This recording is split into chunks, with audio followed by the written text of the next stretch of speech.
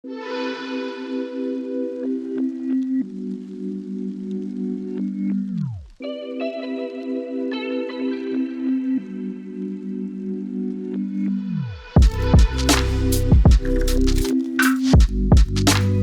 it's DJ Enough again. We're here at Hot 97 and BLS. We celebrating National DJ Day and the 50 years of hip hop. The 5 elements of hip hop, right? MCing, breaking, graffiti, beatboxing, and of course, the DJ. So let's talk about the 90s. Let's get into it. Record companies didn't need the DJ, they needed the actual rapper to make the records. So the DJs started becoming secondary to the artists that were making records. So they weren't getting signed the same way.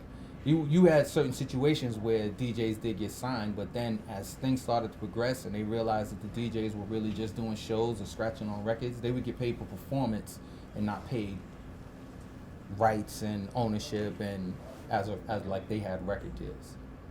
And then you got guys who could rap and DJ like Kid Capri, who put out his own album. So you couldn't really look at him like he was just a DJ. You had to look at him like he was an entertainer. I think the changing of the guard was for the DJ. When pretty much when the mixtape, when I dropped it, when I came out with the mixtapes, and I wasn't the first. Let's keep this straight. I wasn't the first one to come out with mixtapes. There was Brucey B, Star Child, Hollywood, all these dudes. But I think when I came out, it became attractive to everybody, not just to New York. It became attractive to people that really didn't even care about what New York was really doing. You were like Rappers Delight Pop. Right, pretty much. Right? Same shit. But it was the changing of the guard now, because now the DJ could be looked at as an artist. You didn't have to stand behind an artist or group to be on the forefront. You know what I'm saying? You could be the one-man band. You could be on the mic. You could be on the turntables. You could be the showman without having to be secondary. You know, and that's what was so great about that mixtape era, that you could be the artist now. And that's what I wanted to do, to make the DJ be looked at as an artist, because we wasn't getting, invited to award shows or being revered as an artist that makes a record dead. And the artist had to come through the DJ to get heard. Who was the first DJ to say, yo, I don't need an MC, I'm gonna be my own MC and crack the mic? Because I heard different stories that sometimes you used to go to parties and no one might say nothing. Grandmaster Caz. Grandmaster Caz. It's called Grandmaster Caz because he was a DJ and an MC. Hold on, here we go. When I first met Caz, he was a DJ. He was a DJ. Yeah, he went by the name of Casanova Fly. Mm-hmm. Run was a DJ first. Run was a DJ. DJ Run. He's a work for He Blow, was right? Curtis Blow's Curtis Blow's DJ. Curtis Blow's DJ. Son of Curtis Blow. Yeah, That talking made a world of a difference, because now it gave the DJ an identity more than just you just hear his name and him just cutting. Now he could give his expression. He could show you how he may put things together, in the words that he may say. There's words that I've said that became cult classic words for other people. They would say it like it's a style. If you ask me, I would say the reason why DJs became stars is DJ Hollywood. Because DJ Hollywood, the way that he spoke while he DJ'd, made other DJs speak while they DJing. He spawned the Star Child, spawned the Brucey B, spawned the Kid Capri's, and after Kid Capri, like it just became like literally. Can we blame Kid Capri for everybody wanting to be a DJ now? No, you can't blame him for that. But I remember watching Def Comedy Jam. I didn't know you can be a DJ.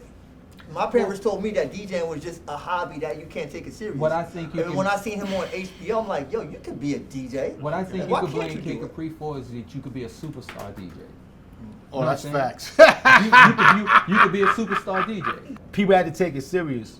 And that's what it was. They had to take me. They had to take the DJ serious. It wasn't about me. It was about the DJ, even to this day. Because if I come in, do a show, I fill this whole spot up that this dude that made this hit record, he's in the same spot, fills the same spot, but he gets paid all this money for 15 minutes of work, 20 minutes of work. He ain't really doing a real crazy show. You got a bunch of people on stage. I'm on there 2 hours smashing this place down, same amount of people. Why shouldn't I be treated like him? Why shouldn't I get the same thing he's getting? Why shouldn't I be revered in the same way? I'm bringing the same people out, I'm in the same room, and I'm smashing it down for 2 hours while he's on for 15 minutes. You gonna pay him way more? That was why it had to be looked at serious. I had to walk in looking like star, had to be a little arrogant, had to have a little cockiness to me, all that, because you wouldn't believe anything else. When I got on Def Comedy Jam, That's- that was it. That's what I'm saying. Now we got serious. His rides went fucking crazy. Changed the game. It was like, oh shit, he's on. And it would be like 10 minutes of DJing. 5 spurts, not even that. It would be spurts. You would see me in spurts, like In between 5 the seconds, acts, yeah, quick fire. shit. But it meant so much to the people in the living room that was watching that So shit. look, as a kid, I'm like, yo, I don't get a chance to hear Kid play. They say, yo, if you go to the show, you gonna hear Kid Yeah, play. yeah. You're just hearing him come back or go in between like real quick TV Now you had to go clips. to the concert, the Def Comedy Jam So concert, it's like the you're tour. not old enough to go to the show Yeah. and see him play. But Yeah, that trust was me, he's different. playing. That was- So I used to be like, yo, why they keep cutting him off? You know, I'm a kid, I don't know. Like, why they keep cutting him off? He didn't play a song yet. I said, oh, he's playing. He's I playing. think the interest, the part of the television show that was interesting to people that when I was at the end, cutting at the end, it wasn't so much through the show. I It was love the that end. part. People would just Hell watch that. Cause you get busy. Yeah, you know what I'm saying? And you like I said, like at this time, they didn't give a fuck about what DJs did. That TV show was very, very key for DJs as a whole. Because now they being seen on television. You being seen on TV, and that's the biggest thing that you could be seen at that time. What was that thing you used to do, Dennis Edwards? Potatoes. All those different things, all those little potatoes, chants and all that. scrambled eggs You know and what? toast. Little John used to be my sound man. And when I used to come and do Atlanta, when I used to come do Little the John, warehouse, like Little John. Little John. Yeah. He used to be my sound man. He used to, help Lil me out. Jon used to be my opening Atlanta. DJ. He would see me do these chants. Kid Capri, give it to him. Kid Capri, stop on the mic while the crowd's going crazy, while the crowd's there. I'm just saying these little chants. He said, you know what? I'm gonna apply that shit to crunk music. And then he did crunk music. You see what I'm saying? Those chants, that party chant, all came from Harlem, all came from uptown. It was a feeling. You know what I'm saying? So that's why them tapes became so big, because those shout outs to the different people, you in your car, and I say, Clark Kent, set it up from Brooklyn up. You in your car driving, you got a bad joint next to you, you feel like a star. No, you are a star. And that's how these dudes felt in the street when you shouted them out on these tapes. That's why the tapes were so big, it's so crazy, because it was there. It was like almost kind of like getting fly, and this was part of their outfit. I remember when Kid Capri shouted me out, and I recorded his shout out, and I made a promo out of it. He shouted me out. He said, he be doing his thing. His name is DJ Enough. I took that. Got to my MPC, and I went DJ Enough. And I made a little promo out of his shout out. that. And he was doing BLS at the time, and it was fucking fire. He had the city in a frenzy. Half-hour show. Whenever it was his time, we used to run to the radio. Like, you gotta run to the radio. You missed You that have shit. to. You get It's half a wrap. hour. That's it. It's a wrap. It's over. We missed it? Oh, fuck. So it Tomorrow. was a half hour weekly? I was No, on he- half yeah, hour. half Come on hour. 7 o'clock. I was done at 7:30. And I talked for 15 minutes with Sammy Mack. That's it, And bro. that was it. That's but it it. was I so. just But it wanted was to say, powerful, brother. He It was would powerful. burn the city down for 30 minutes. 30 minutes. Like it Fire. would be wild. When I was on WBLS with Molly Ma, I was actually remixing records already, and I was doing a remix on a record before I had to go to the radio, and in the next room was Chuck D, and he had just finished Welcome to the Terror Dome. He gave it to me on tape in a way that the record never came out. I went to the radio and played the record on the radio as my first song on the radio for 20 minutes. Program directors, station owners, everybody was calling the radio like, get that shit off the air now. What the fuck is that? Get that off the air. What I do? Play the shit like 10 times again. Molly's like, fuck it, just do it, Clark, fuck it, just do it. So, them just some times when we was rebels without a pause on the radio, shit.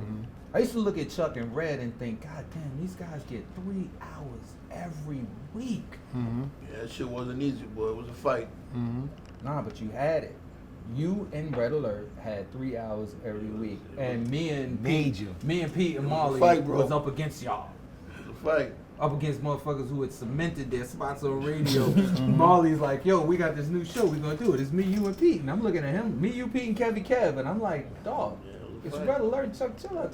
They on Hot 97. Like, what are we doing? Yeah. No, actually, it was was Kiss. Kiss It was FM. Kiss still. Kiss FM. I'm like, what are we doing going up against them right now, out of Yeah, nowhere? We used to have a little radio in the room listening to what y'all was playing. So we were like, yo, he's got to playing that, yo.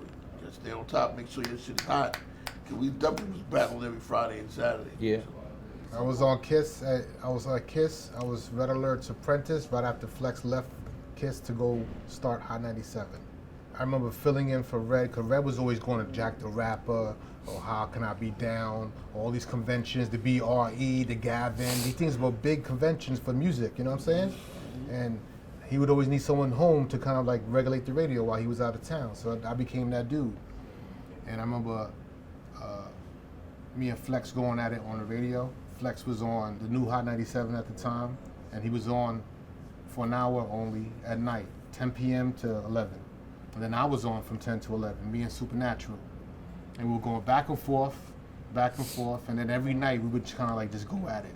And then Flex one day decided to bring Craig G up to the radio, and then it was Craig G, and then it was Supernatural kind of battling back and forth.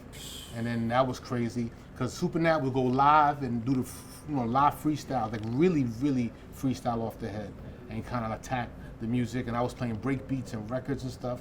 And then the program director, Vinnie Brown, was like, if they go an hour, we go an hour. If they go 2 hours, we go 2 hours. And I was like, yes! But this was our last fight for Kiss before Hot 97 ended up buying Kiss, and then the battle was over. And then my job was done. But the great thing about that story was, it was my last day, we did our last show, and it was sad, but then I got a fax, and the fax was like, hey, we from Switzerland, we'd like to book you to do a party. So I was like, Switzerland? I've never been to Switzerland. I'm going to Switzerland. I go to Switzerland, I meet a famous French DJ, and before you know it, I'm traveling around the world now. So I was like, I'm good. I'm partying, I'm doing my thing around the world now, but I'm good. Because they all recorded the radio back in those days. They sold bootleg all cassettes. Those mixes went around the world. Everybody. His tapes from every radio show we ever did were being sold in record stores in London, Paris, France, Japan, everywhere.